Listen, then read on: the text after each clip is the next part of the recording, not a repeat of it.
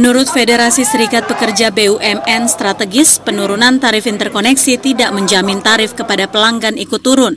Biaya interkoneksi hanyalah salah satu elemen tarif yang prosentasenya sangat kecil terhadap tarif yang dikenakan kepada pelanggan, sehingga konsumen tidak akan diuntungkan.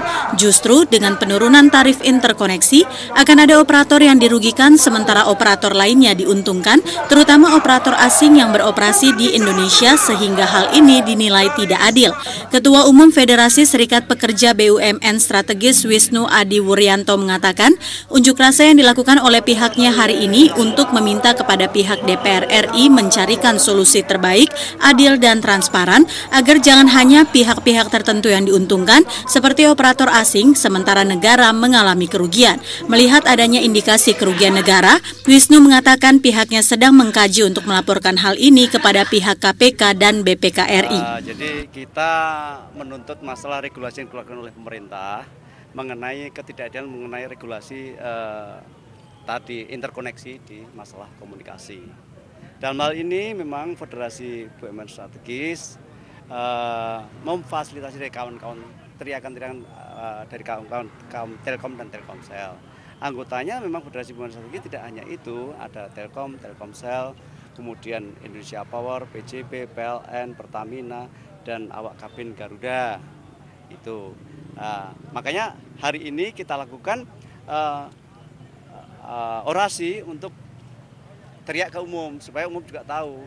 Entah mereka itu di dalam mau mendengar atau tidak, tapi yang jelas kita sudah sampaikan bahwa ini semata-mata bahwa Federasi BUMN Strategis ini berjuang dengan kawan-kawan ini bukan hanya untuk kepentingan perut. Yang jelas kepentingan bangsa dan negara. Ini Telkom dan Telkomsel adalah BUMN yang sifatnya strategis. Jadi seperti itu. Barangkali Bang Wisnu sebagai ketum bisa lebih jelas lagi memberikan urasannya, monggo Pak. Pak, tuntutannya itu sebenarnya yang diminta apa-apa aja gitu Pak? Tuntutannya sederhana. Menteri mau membuat kebijakan, ya, buatlah kebijakan yang fair, tidak merugikan satu pihak, menguntungkan pihak lain. Nah, Menteri rancangan kebijakannya itu merugikan BUMN, ya, dalam hal ini saya adalah Telkom dan Telkomsel, sementara menguntungkan operator-operator asing, ya kayak saya tidak akan sebut yang operator asing yang di Indonesia. Nah, silahkan Menteri gitu ya merenung kalau kebijakan itu dijalankan seperti apa negara ini, dan kalau kebijakan itu dijalankan saya Federasi akan memfasilitasi sampai dimanapun juga. Bahkan kalau itu jelas-jelas dari analisa merugikan negara, saya akan bawa ini ke KPK, saya bawa ini ke BPK, gitu, supaya diaudit prosesnya dan kerugian negara supaya ditakar oleh KPK. Tadi sudah bertemu dengan pihak DPR, hasilnya Pak?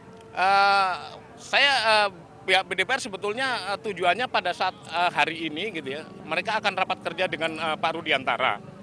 Nah, saya akan mohon agar sebagian dari kita masuk ke dalam ruang sidang, tetapi sidangnya diundur. Ya, jadi ya kita di jalanan aja dulu untuk sementara karena sidangnya diundur. Senam di jalanan dulu. Senam di jalanan. Tapi tadi ya, Menteri kalau membuat kebijakan gitu ya, jangan menguntungkan pihak lain, merugikan pihak lain. Sementara yang dirugikan justru anak bangsa, negara gitu loh. Nah, ini tidak baik gitu loh. Jadi itu tujuan aku. Akibat unjuk rasa ini, arus lalu lintas di depan gedung MPR DPR yang menuju ke arah Selipi tersendat. Aksi unjuk rasa sendiri berjalan aman dan lancar dengan pengawalan ketat petugas kepolisian. Kanan, lurus.